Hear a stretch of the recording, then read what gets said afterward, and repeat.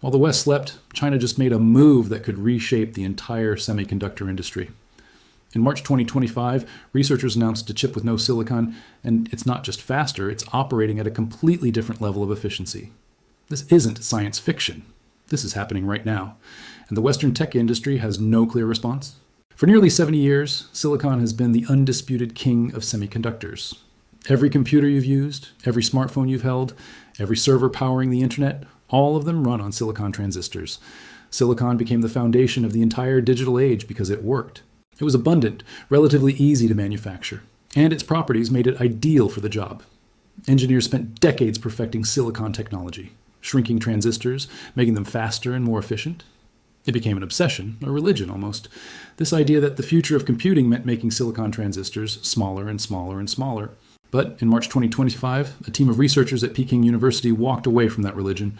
They asked a question that Western semiconductor companies had been avoiding. What if we stopped trying to make silicon work and started looking at completely different materials? What if the future wasn't about shrinking silicon transistors any further, but about abandoning silicon entirely?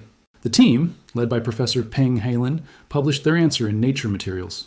They had built a transistor using bismuth oxyselenide, a two-dimensional semiconductor material. Not three-dimensional silicon stacked carefully in layers, not the familiar architecture that engineers have been refining for decades, but an atomically thin sheet of bismuth, engineered from scratch, configured as a transistor that operates 40% faster than Intel's latest chips, while consuming 10% less energy. Let me repeat that because it's important. 40% faster, 10% less energy, no silicon. Published in Nature Materials, one of the world's most prestigious scientific journals. Not a prototype, not a theoretical paper. An actual transistor that was built, tested, and validated using the same measurement standards as commercial silicon chips. To understand why this matters, you need to understand what a transistor is and what we've been doing with silicon all these years. A transistor is essentially a switch. It's the fundamental building block of every computer chip. Modern processors contain billions of these switches, packed into spaces so incredibly small that a single transistor is now smaller than a virus. For decades, the recipe for building faster computers was always the same. Make the transistor smaller, pack more of them together, run them faster, and watch the performance increase. This strategy worked brilliantly for 50 years. Moore's law, the observation that the number of transistors you can fit on a chip doubles roughly every 2 years, has held true since the 1960s. It's not actually a law of physics. It's been an engineering achievement, a relentless drive to make things smaller and smaller. Silicon transistors shrunk from micrometers to nanometers, from millimeters to billionths of a meter. Each generation brought new techniques, new materials science, new manufacturing innovations. But silicon has limits. Those limits aren't theoretical anymore. They're practical, immediate, and becoming impossible to ignore. As transistors shrink below 3 nanometers, silicon starts to behave in ways engineers absolutely don't want. Electrons leak out of transistors when they should stay contained. Heat generation becomes catastrophic. Power consumption skyrockets. The physical laws governing how electricity moves through such tiny silicon structures begin to fundamentally rebel against further miniaturization.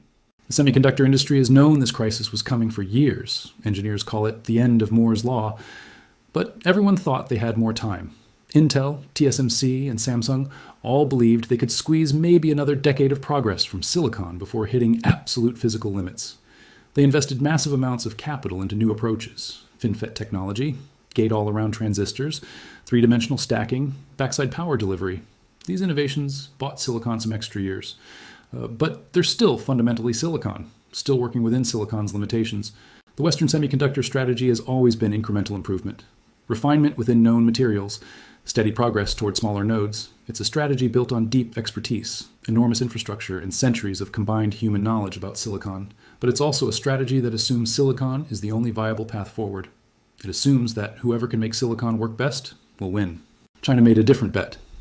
China's researchers asked the question that the Western industry was avoiding, not how to make silicon better, but whether silicon was necessary at all. And more importantly, they asked whether the constraint of export controls might actually force them into an area where they had no disadvantage compared to the West. Professor Peng Heilin and his team didn't just theorize about alternative materials, they built one. They created transistors using bismuth oxyselenide, which is a two-dimensional semiconductor. Two-dimensional means they engineered the material to be only a few atoms thick. Atomically thin layers of bismuth arranged in specific configurations. The result wasn't just different from silicon, it was fundamentally superior in ways that matter for next-generation computing. Bismuth has dramatically higher carrier mobility than silicon. That's a technical term that means electrons move through it faster. When you apply an electrical field to bismuth, electrons flow with less resistance and lose less energy as heat. For silicon, carrier mobility degrades significantly once you shrink transistors below 10 nanometers. But for bismuth, especially in these two-dimensional configurations, carrier mobility remains high even at extremely small scales. Bismuth also has a much higher dielectric constant, which means it can store and control electrical charge more efficiently. This is crucial for the gate of a transistor, the part that controls whether the transistor is on or off. A higher dielectric constant means you need significantly less voltage to control the transistor. Less voltage means less power consumption. Less power consumption means less heat. Less heat means you can pack transistors more densely together without thermal runaway. Less heat also means the chips run cooler and last longer. The Peking team didn't just build a single transistor and measure its performance in a laboratory. They engineered a complete system. They created what they called a wafer scale, multi-layer stacked, single crystalline two-dimensional GAFET configuration. That technical jargon means they built transistors that could potentially be manufactured on the same kind of industrial scale that silicon transistors are currently made. GAFET stands for Gate-All-Around Field Effect Transistor.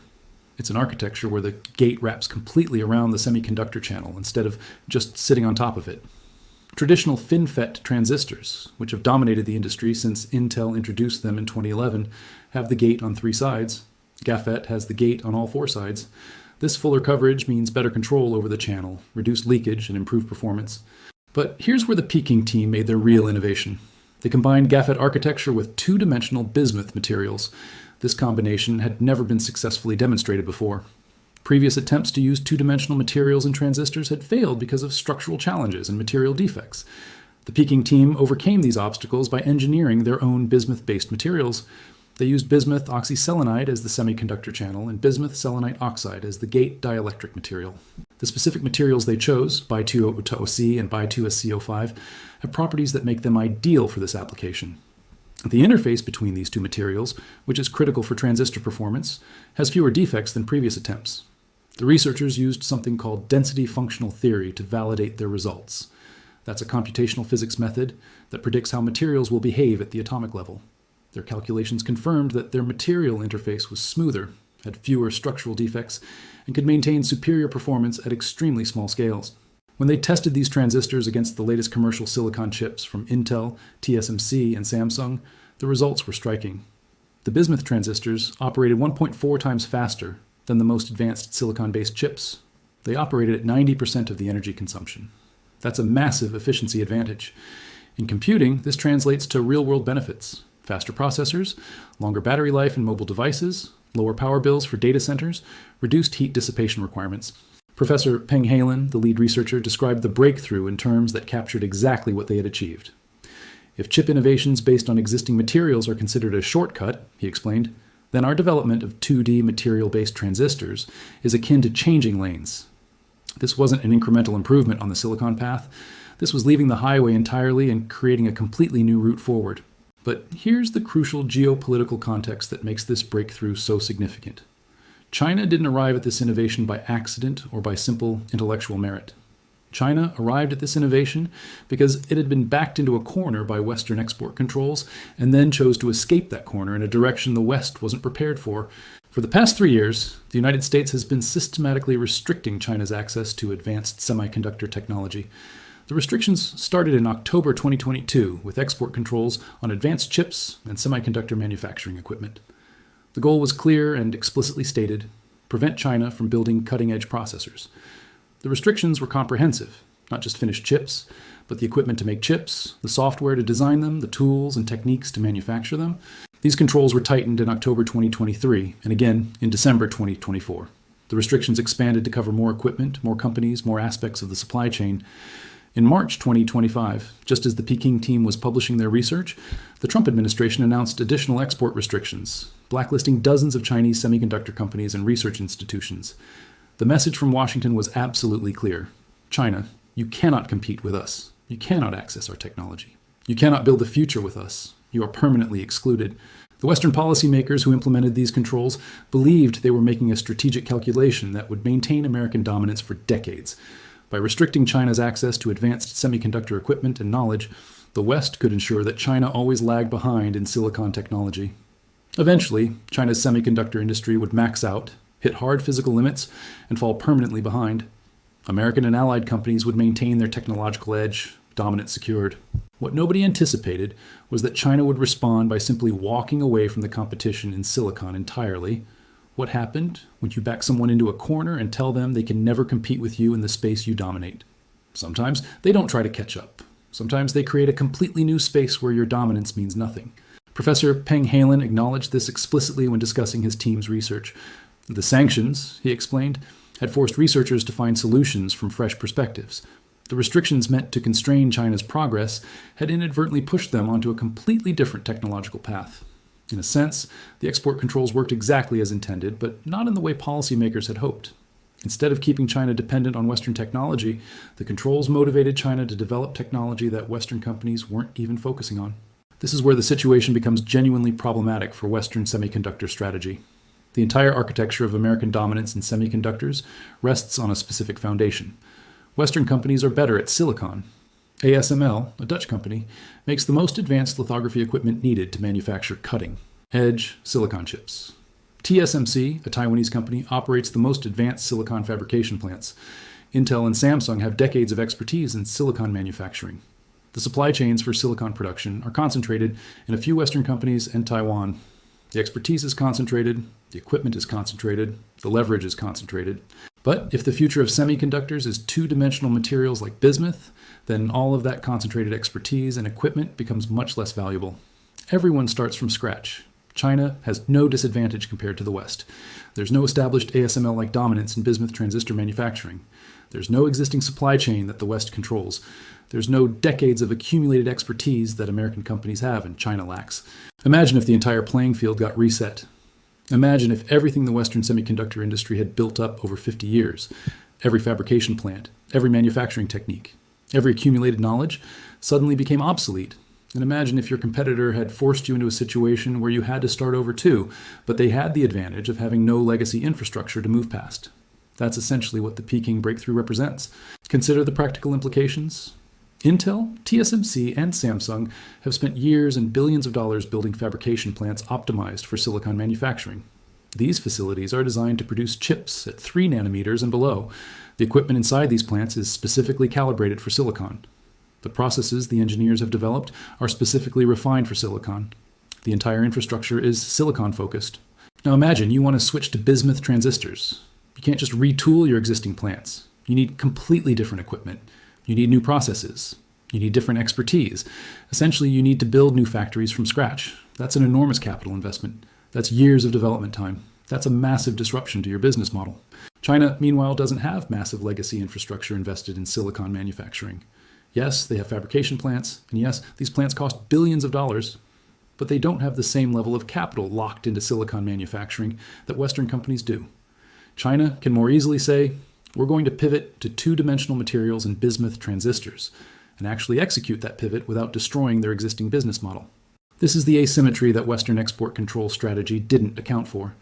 The restrictions were designed to constrain China's ability to compete with the West in silicon. But they inadvertently freed China to compete in an entirely different space, where the West's silicon expertise and infrastructure actually becomes a liability instead of an advantage. Beyond the Peking breakthrough in bismuth transistors, China is pursuing a broader strategy of semiconductor self-sufficiency across multiple domains. They're not putting all their bets on two-dimensional materials. They're trying to build domestic alternatives to every layer of the semiconductor supply chain. Companies like SMIC, Huawei, YMTC, and Chongqing Memory Technologies are all pursuing aggressive technological roadmaps. SMIC, China's leading semiconductor manufacturer, is working to produce chips at 7 nanometers and 5 nanometers using domestic lithography equipment. The lithography equipment gap remains the single biggest constraint on Chinese semiconductor progress, but they're actively working to close it. Huawei is pursuing an interesting strategy by designing AI chips that can deliver competitive performance even when manufactured on older, less advanced nodes. By clustering multiple chips together and optimizing the software, Huawei can potentially achieve performance comparable to more advanced single-chip designs. This strategy sidesteps the need for cutting-edge manufacturing and allows Huawei to compete with performance advantages even without access to TSMC's most advanced processes. YMTC, which specializes in NAND flash memory, announced advances in their flash memory technology in March 2025. Chongqing Memory Technologies is developing high-bandwidth memory, which is essential for artificial intelligence applications and data centers. These memory technologies are crucial for next-generation computing systems. The Chinese government has invested an estimated $150 billion into semiconductor subsidies over the past decade. That number dwarfs the American CHIPS and Science Act, which authorized about $52 billion in funding. And that's just federal funding. Private companies and regional governments in China are investing additional billions. Zhejiang province alone announced plans in January 2026 to invest in developing chips and semiconductor equipment at 7 to 3 nanometer nodes. The Chinese government established something called the Big Fund, specifically to channel resources into semiconductor manufacturing. The Big Fund has been used to acquire stakes in chip makers to support research initiatives and to provide subsidies for fabrication plant construction. This kind of coordinated government-backed effort represents a fundamental commitment to achieving semiconductor independence. The strategic goal is explicit and well documented. China wants to achieve 70% self-sufficiency in semiconductors by 2030. That means 70% of the chips used in China will be designed and manufactured in China. The remaining 30% would consist of specialty items and cutting-edge technologies that might still come from international sources, but the bulk of consumption would be domestically supplied. Is China going to achieve this goal on the original timeline? Almost certainly not. There are significant roadblocks. The lithography equipment gap remains enormous. ASML, the Dutch company, essentially has a monopoly on extreme ultraviolet lithography machines, which are essential for manufacturing chips below 5 nanometers. Export controls prevent ASML from selling these machines to China. China is trying to develop its own EUV lithography technology, but this is extremely difficult. They're working on deep ultraviolet alternatives, but scaling DUV technology to compete with EUV is monumental. There are also material science challenges. Photoresist, the material used to pattern circuits onto silicon, requires extremely high purity and specific chemical properties.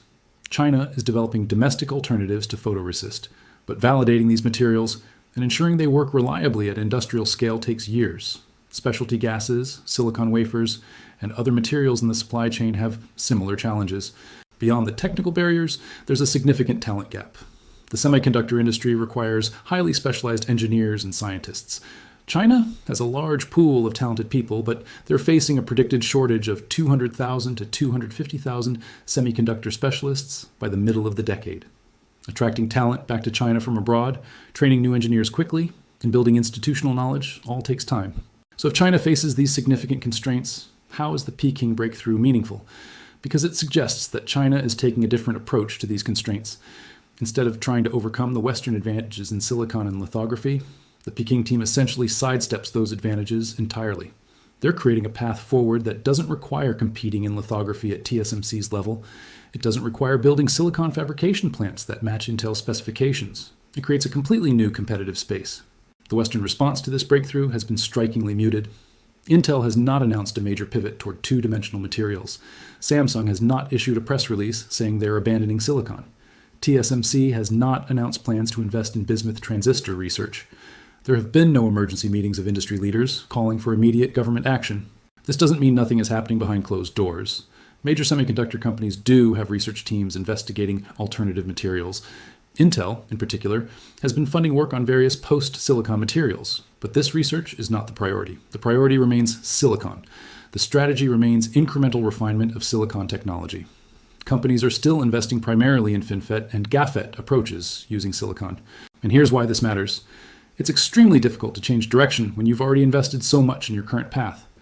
This is what organizational behavior researchers call path dependency. The more resources you've committed to a particular strategy, the more difficult it becomes to pivot to a different strategy. You have sunk costs, you have expertise that's specific to silicon, you have fabrication plants and supply chains optimized for silicon. The short-term costs of pivoting to a completely different material class are enormous. Meanwhile, China can pivot more easily. They don't have the same legacy infrastructure. They don't have a massive installed base of silicon-optimized facilities that would suddenly become white elephants. They can say, we're going to focus on two-dimensional materials and redirect resources accordingly without the same organizational friction. This is the real strategic problem facing Western semiconductor companies and Western governments. It's not that China is ahead. By most measures, China is still significantly behind in semiconductor technology.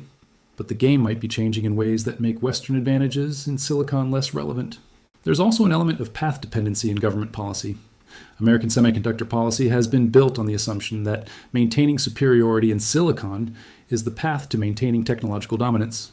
Export controls have focused on restricting China's access to silicon-related tools and equipment.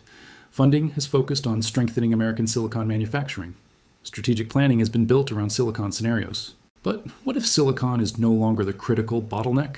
What if the future of computing doesn't depend primarily on silicon technology, but on whoever can successfully commercialize two-dimensional materials first?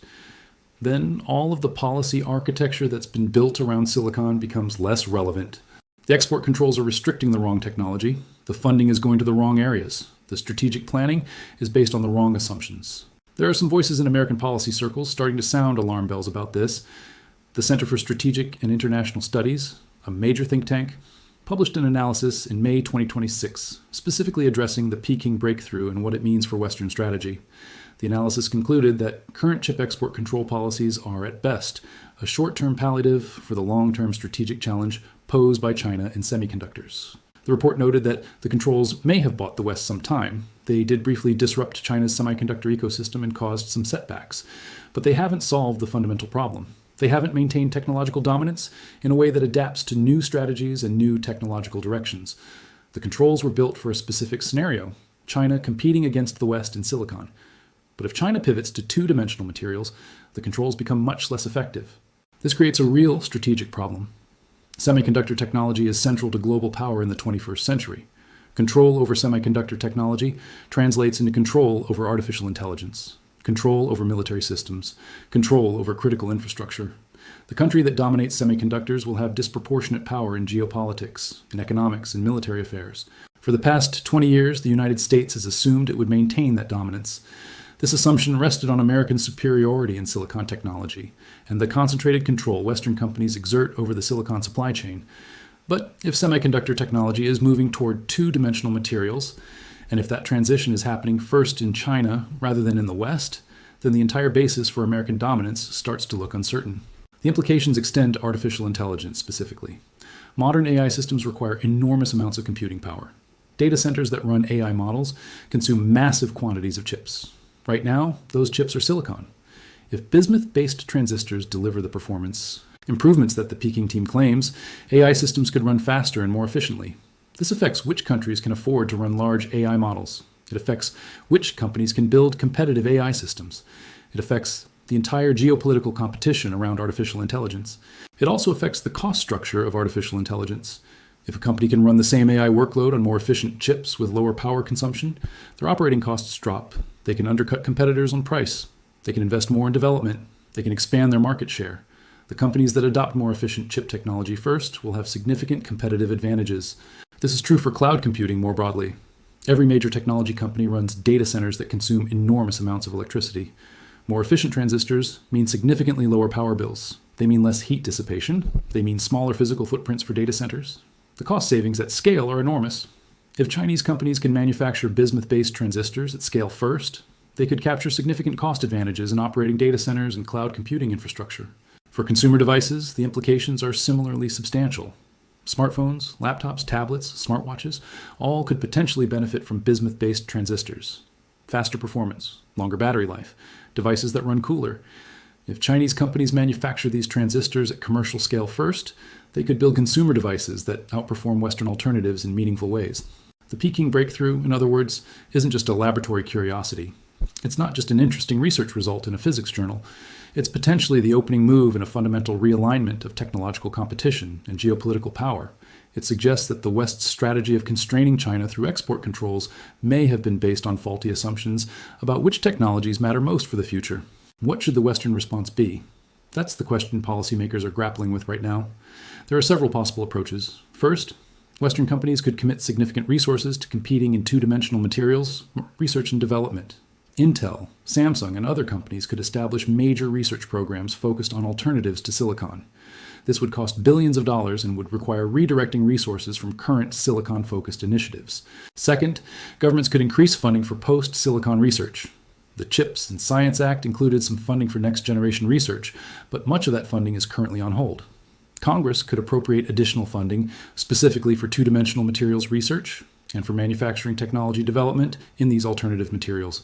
This would signal a government commitment to competing in the post-silicon space. Third, Policy could change to make sure that advanced chips, regardless of material composition, face similar export controls. If China develops a competitive advantage in bismuth transistors, while silicon transistors face export controls, then the export controls become counterproductive. Policy would need to adapt to address whatever the most advanced technology is at any given time. Fourth, government policy could focus on supporting domestic manufacturing of next-generation materials. If two-dimensional semiconductors become the future, then having domestic capacity to manufacture the materials becomes strategically important. This would require investment in new fabrication plants and new manufacturing processes. But all of these responses face a common problem. They're reactive rather than proactive. They're responses to a breakthrough that's already happened, not preparations for breakthroughs that might be coming. By the time Western companies and governments fully commit to competing in two-dimensional materials, China could already be years ahead in development and manufacturing. The real lesson of the Peking breakthrough is strategic and structural. The West's semiconductor dominance has never been inevitable or natural. It's been the product of specific historical circumstances, decades of accumulated investment and expertise, and a particular organizational structure. Change one of those variables, and the dominance starts to look much more fragile. What happens next will determine whether this is a temporary setback for Western technology leadership or fundamental realignment of technological power. The answer won't come from policy papers or press releases. It will come from laboratories and fabrication plants. It will come from teams of engineers and scientists working to scale experimental devices into commercial products. It will come from whoever can first take a laboratory breakthrough and turn it into something that can be manufactured reliably, at scale, at competitive cost. China has made the first move. They've demonstrated that post-silicon semiconductors are possible. They've shown that bismuth transistors can outperform silicon. They've published their results and essentially challenged the West to compete. The question now is whether the West accepts that challenge quickly enough to remain competitive. And the answer to that question will likely determine the balance of technological power for the next 20 years. The race is on. The stakes have never been higher, and this time the outcome is genuinely uncertain.